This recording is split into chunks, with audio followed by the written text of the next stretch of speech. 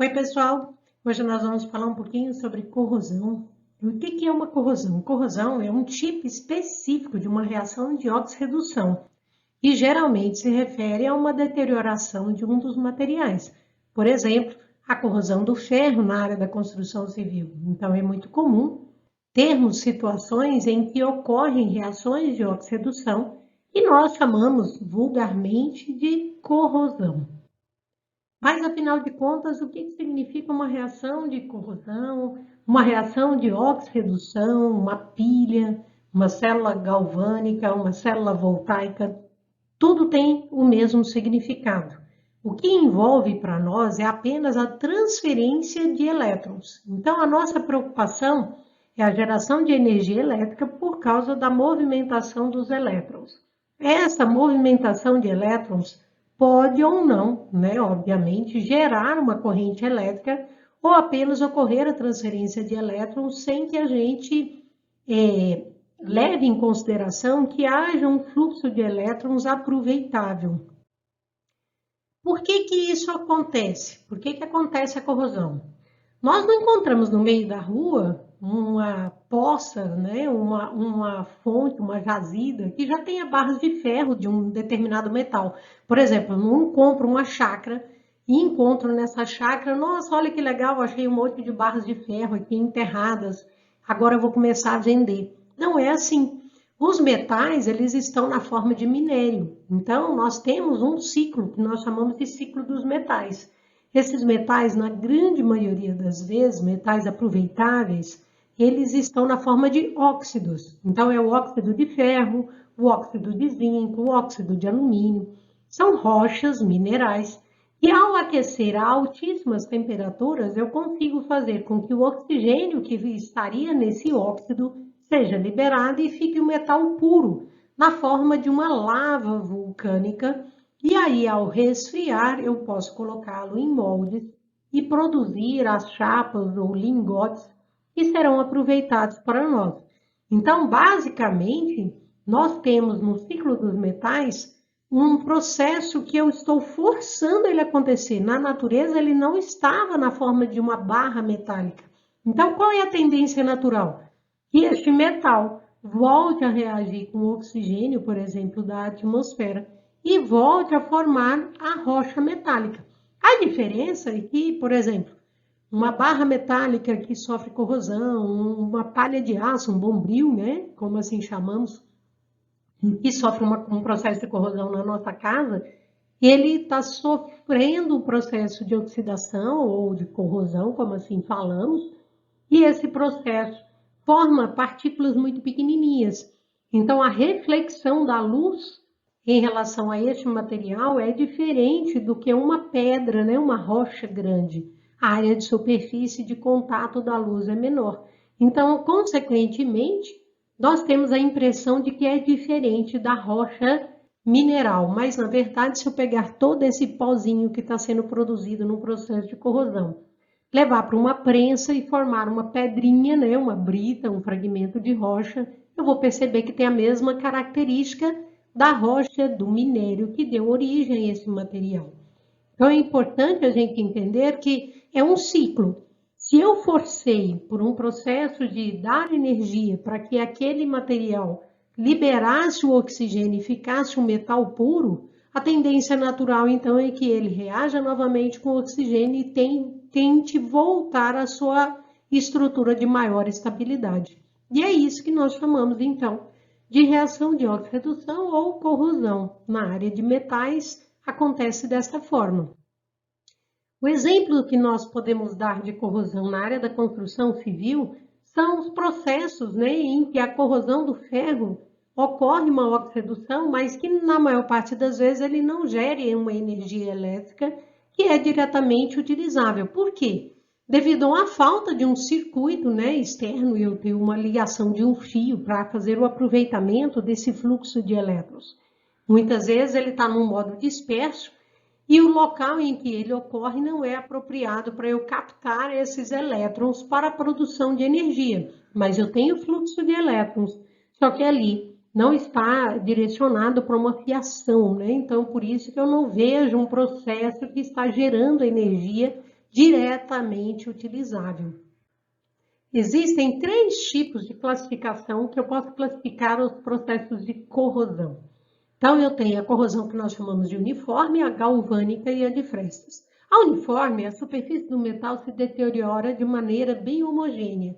Isso acontece muito, por exemplo, quando colocamos um vergalhão, deixamos uma barra de ferro sobre uma superfície, no solo, por exemplo, né, em contato direto com o solo, e esse material, então, sofre um processo de corrosão por completo. Então, a gente percebe muito na área da construção civil, quando eu coloco vergalhão, chegou na obra, veio a compra de um fardo de vergalhões que vão ser utilizados na construção do concreto armado e deixa em contato direto com o solo. De um dia para o outro, a gente percebe que ele todo começa a ficar com aquela cor de ferrugem, bem característico de uma corrosão uniforme que está acontecendo em toda a superfície da barra metálica. A corrosão galvânica é aquela que acontece quando eu coloco 2 metais, um em contato com o outro. Isso acontece muito na área da construção civil quando deixamos, por exemplo, está fazendo um telhado, que a estrutura do telhado é de metalon e deixa passar próximo a encostado nessa estrutura de vergalhão, deixa lá das barras metálicas, deixa lá em contato a fiação de cobre, por exemplo. Eu vou aproveitar um perfil em C que foi colocado para a produção do telhado e eu deixo passar por dentro o fio, né, de cobre em contato direto. Mesmo ele estando encapado, há possibilidade de que com o passar do tempo, haja fluxo de elétrons, porque o plástico não vai proteger a passagem de elétrons. É muito pequenininho, então ele vai passar. A corrosão em frestas, ela acontece muito quando eu tenho contato de 2 metais e eu não fiz uma pintura protegendo esse contato total, ou eu não coloco, por exemplo, uma borracha, um polímero, um silicone que eu tenha colocado entre esses metais para evitar que, se um começa a sofrer um processo de corrosão, às vezes por ganhar energia em contato com a luz, ou ele ganhar energia por uma chuva ácida que entrou em contato, algum processo que provoque a corrosão de um lado, ele vai provocar, então ele vai fazer como se fosse a formação de uma pilha. Vai ter uma polaridade positiva e uma polaridade negativa entre as 2 placas, e aí a gente consegue perceber isso. Eu coloquei aqui para vocês algumas imagens, né, para vocês verificarem como que acontece o processo de corrosão uniforme, galvânica em frestas. Dá para a gente ver na imagem de uniforme, umas barras metálicas que sofreram corrosão por área de contato direto. Isso é muito comum acontecer em estruturas metálicas que não tiver nenhum tipo de proteção. A galvânica é um exemplo ali, um conduíte, né, zincado em contato, só encostou uma fiação ali, foi uma fiação de aterramento. E a de frestas, por exemplo, colocar a junção de 2 chapas metálicas, fundindo essas 2 chapas, colocando, parafusando essas 2 chapas que colocaram uma em contato com a outra, é o mesmo metal. Mas a partir do momento que uma sofre corrosão, ela provoca a corrosão da outra. Então, essa é a que nós denominamos como corrosão em frestas. Mas, afinal de contas, o que é essa corrosão? O que é uma reação de oxirredução? Nós falamos que as reações de oxirredução, como o próprio nome diz, oxirredução. Eu tenho 2 reações acontecendo ao mesmo tempo.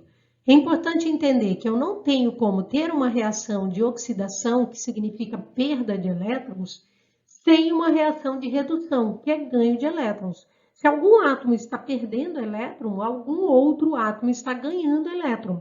Nós falamos que na natureza nada se perde, tudo se transforma. Então, as 2 reações, a reação de oxidação e a reação de redução, elas ocorrem obrigatoriamente, simultaneamente, acontecem ao mesmo tempo. Cada parte de uma reação, se eu for avaliar qual foi o átomo que ganhou o elétron, qual foi o átomo que perdeu o elétron, nós chamamos isso de semi-reação. Então, é muito comum, na área de estudos de corrosão, a gente avaliar esses processos de oxidação e de redução em separado para entender qual foi o átomo que ganhou o elétron, qual foi o átomo que perdeu elétrons. Então, o que são essas reações de oxirredução? Apesar das reações serem todas tabeladas como semi-reações de redução, nós escrevemos a equação, né, a representação da equação do processo de transferência de elétron como semi-reações de oxidação. Mas o tabelado, o ideal é que a gente use o potencial que a gente chama de potencial padrão de redução. Então, o valor numérico é dado em potencial padrão de redução, mas a equação, a expressão química, ela é colocada como uma equação de oxidação, que significa tirar o elétron. Então, eu coloquei aqui para vocês dois exemplos. Por exemplo, o zinco, 2+, mais 2 elétrons, que formaria o zinco metálico. Eu tenho um potencial padrão de redução tabelado de menos 0,763 volts. Já o cobre 2+, mais 2 elétrons, indo para cobre metálico, tem um potencial padrão de redução de mais 0,337 volts. É importante entender que essas semi-reações, quando a gente olha ela numa equação de oxirredução, elas estão juntas. Então, eu tenho sempre a representação de um eletrólito e de um eletrodo. O que significa um eletrólito? O eletrólito significa que eu tenho uma substância, normalmente um sal, que foi dissolvida em água e, portanto, forma seus íons. E ela, obviamente, por ter liberação de íons, cargas positivas e negativas, ela é capaz de conduzir corrente elétrica. Um exemplo é se eu tenho uma solução, por exemplo, de sulfato de zinco. O sal sulfato de zinco, por exemplo, que está no solo, em contato com a umidade, ele pode formar íons. Íon zinco e íon sulfato. Em meio aquoso, quer dizer, em contato com a umidade. Essa molécula, né, de sal, ela vai se romper e vai liberar pedaços de moléculas. Todo pedaço de molécula é instável.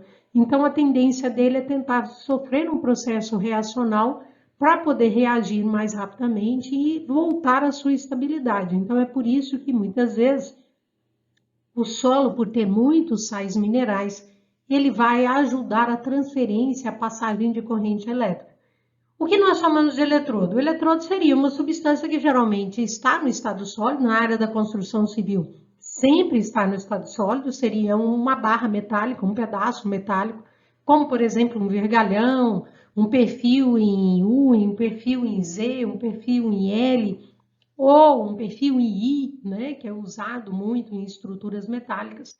Ou, por exemplo, uma chapa de zinco, um telhado, uma telha de zinco, um fio de cobre. Então, são essas as estruturas que eu chamo de eletrodo. Então, basicamente, eu chamaria de eletrólito na área da construção civil o solo, em contato com a umidade, e eu vou chamar de eletrodo o metal que entrar em contato com esse solo. Nós temos, então, a formação, a partir do momento que eu tenho uma estrutura em que eu tenho um eletrólito em contato com um eletrodo, eu tenho a formação do que nós chamamos de pilha, célula galvânica ou célula voltaica, é tudo a mesma coisa. Então, eu chamar de pilha, célula galvânica ou célula voltaica, eu estou falando a mesma coisa. Para facilitar até mesmo a fala, né? É muito comum a gente só chamar de pilha, porque é uma palavra só, fica mais fácil, muitas vezes, de poder explicar sobre isso. Aqui eu tenho uma representação de uma célula galvânica, uma célula voltaica, e eu vou mostrar para vocês numa animação como que ela funciona. Reparem nessa animação, a chapa de zinco vai sofrer corrosão, passando os elétrons para a chapa de cobre, quando eu tenho uma ponte salina ligando os dois sistemas, e eu tenho um multímetro medindo ali 1,10, né, 1,1 volts de passagem de corrente elétrica. A chapa de zinco vai sofrendo corrosão e a chapa de cobre vai então aumentando de tamanho. E como é possível representar? Então perceba, eu considero como o ânodo, quer dizer, a parte da pilha que eu vou chamar de ânodo, que é a parte do polo negativo da minha pilha, ele sempre vai vir na frente e o cátodo vai vir sempre na parte de trás. sempre vai ser representado com dois traços entre as duas partes, entre a parte do ânodo e a parte do cátodo. A intenção é mostrar que ali eu tenho, fechou um circuito, então uma barra é para representar que eu fechei o circuito, e a outra barra é que eu tenho uma ponte salina, quer dizer, eu tenho contato com sais minerais, com íons, que vai ajudar esse processo, a transferência de carga, transferência de energia, de passagem de elétrons. E aí, além disso, é uma obrigatoriedade a gente sempre representar a parte do eletrodo, quer dizer, a parte da demonstração do metal sólido nas extremidades. Então, observe que o eletrodo, tanto na parte do ânodo como na parte do cátodo, ele é representado nas pontas.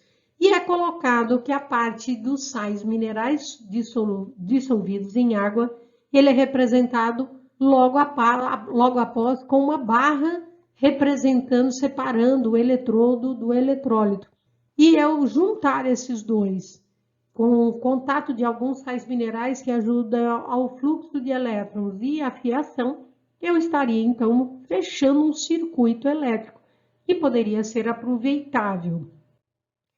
A variação de potencial, né, ΔE, como a gente chama, ou diferença de potencial, ou força eletromotriz, como é muito usado na física, significam a mesma coisa. Então, eu falar ΔE, DDP, sim, eu estou falando a mesma coisa. Nada mais é do que um cálculo do potencial padrão de redução de quem reduziu menos o potencial padrão de redução de quem oxidou. Então, a equação de cálculo é sempre potencial de quem reduz menos o potencial de quem oxidou naquele processo reacional. E é sempre um cálculo de subtração. E eu coloco sempre quem reduziu na frente e quem oxidou atrás. Então, nós falamos numa brincadeira que eu tenho um pão. Quer dizer, numa pilha, eu tenho o ânodo como sendo o lado negativo e aonde sofre oxidação. Essa oxidação significa perder elétrons, ou melhor dizendo, tabelado é o menor valor de potencial padrão. Quem tiver menor valor de potencial padrão é sempre aquele que vai sofrer a oxidação. Eu brinco que na química nós não temos nada de bondade. Se aquele elemento que tem menor valor, ele sempre vai apanhar, né, de uma maneira assim, brincando, ele vai perder para aquele que é o mais fortão. Então, o mais fraco sempre vai perder para o mais forte. Esses valores, eles são tabelados. A vantagem da gente olhar a parte da química, que eu brinco que átomo não engorda, não emagrece, átomo não muda seu valor, seus valores numéricos são sempre o mesmo. Então, eu posso jogar aí na internet, fazer uma pesquisa para potenciais padrão de redução ou tabela de potencial padrão de redução. Coloquei aqui um pedaço da tabela, só para vocês entenderem. Todas elas, os valores são numéricos, tabelados, e eles não vão variar, átomo não vai variar, então eu tenho sempre os mesmos valores. Como que a gente usa esses valores para cálculo? Então, como que eu calculo isso? Como eu disse anteriormente, né, a ΔE, DDP ou FEI é sempre o mesmo cálculo. Eu sempre vou pegar o valor de quem é o maior, e o valor numérico maior é sempre de quem sofreu redução, quer dizer, o cara que vai ganhar elétrons é o que nós chamamos de redução. É estranho a gente falar porque potencial padrão de redução, a impressão que a gente tem é alguém que está reduzindo, é que está perdendo. Não. Na química, a palavra redução significa ganhando elétrons, porque a carga negativa ganhou o nome de redução. Mas ele está ganhando. Então, eu vou colocar sempre no cálculo matemático aquele que vai ganhar elétrons na frente, menos o valor daquele que vai perder elétrons atrás. Então, eu coloquei aqui, por exemplo, imagine eu colocar uma placa de zinco em contato com uma placa de cobre. Por exemplo, na área da construção civil, eu fazer um telhado zincado, uma telha de zinco e colocar em contato com fio de cobre, a fiação da parte elétrica passando encostada nela, né? Sem colocar nenhuma proteção. O que vai acontecer? Vai acontecer um processo de oxirredução. Ah, Renata, mas quem é que vai sofrer corrosão? Quem é que vai sofrer a oxidação? Quem é que vai perder elétrons? É muito fácil. Basta eu prestar bastante atenção nos valores de potencial padrão de redução. Observe que o potencial padrão de redução do zinco, menos 0,76 volts, é menor do que o do cobre, que é mais 0,34 volts. Então, a gente basta prestar atenção nos valores numéricos, o menor valor vai atrás na parte do cálculo e o maior valor vai na frente. Então, na hora que eu faço o cálculo, é o potencial padrão de redução de quem tem o maior valor numérico menos o potencial padrão de redução de que tem o menor valor numérico. É sempre assim? É sempre assim. Eu sempre vou colocar o de maior valor na frente, menos o de menor valor atrás. Eu falo que o que é menor sempre vai vir atrás, sempre vai apanhar do que é maior. Assim você aprende, grava essa regrinha e não vai sofrer na hora de fazer o cálculo. Então, basta eu olhar dois números e verificar, olha, quem tem maior valor? Quem tem maior valor seria o cara que vai roubar elétrons daquele que tem menor valor. Então, na hora que eu faço o cálculo da DDP, do ΔE ou FEM, tanto faz, né, a nomenclatura que você quer usar. Eu vou colocar o maior valor na frente, menos o menor valor atrás, faço a conta matemática. Menos com menos fica mais. E aí eu consigo identificar esses valores numéricos. É bem simples. Então, um outro exemplo, imagine, aplicado à área da construção civil, imagine eu colocar uma telha de zinco, chegou na minha obra, e o pessoal não colocou em cima de um pallet, não fez nenhuma proteção e deixou ela em contato direto com o solo. Com a umidade do solo, essa chapa de zinco vai entrar em contato com o solo, por exemplo, que seja rico em ferro, né? É uma das características do solo amarronzado, avermelhado, é que eu tenha muito ferro na sua composição. Então, se eu coloco essa chapa de zinco, essa telha de zinco em contato direto com o meu solo, vai sofrer um processo de corrosão. E quem é que vai perder elétron? Só olhar valores numéricos tabelados, o potencial padrão do zinco não muda, então é menos 0,76, potencial padrão do ferro é menos 0,44. Observe que o menos 0,76 é menor do que o menos 0,44.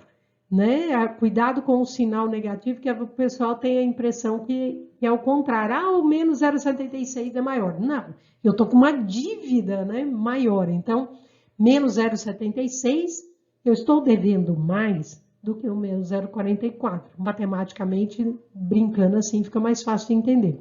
Então, observe.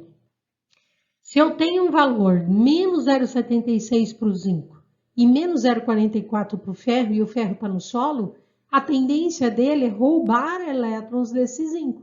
Então, ele vai fazer o processo de corrosão. O zinco metálico perde elétrons, formando, então, o processo de oxidação ou de corrosão dessa chapa de zinco. Bem simples da gente entender, né? Eu espero ter ajudado vocês a entender um pouquinho sobre processos de corrosão. Todos eles, basta eu prestar bastante atenção. Se o metal que vai sofrer, quem está na forma de estrutura sólida, para ele sofrer processo de corrosão, ele tem que ter um valor menor do que o íon que ele esteja em contato.